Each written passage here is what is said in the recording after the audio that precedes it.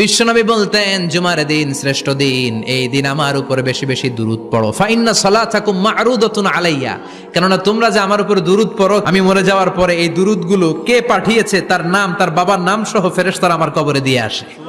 সাহাবারা বললেন, ইয়া রাসূলুল্লাহ কাইফা সালাতুনা মা'রুদাতুন আলাইক, আপনি মরে যাওয়ার পরে আমাদের দুরূদ কেমন করে আপনি দেখবেন? ওয়াকাদ আরিমতা, আপনি তো পচে গলে মাটির সাথে মিশে যাবেন।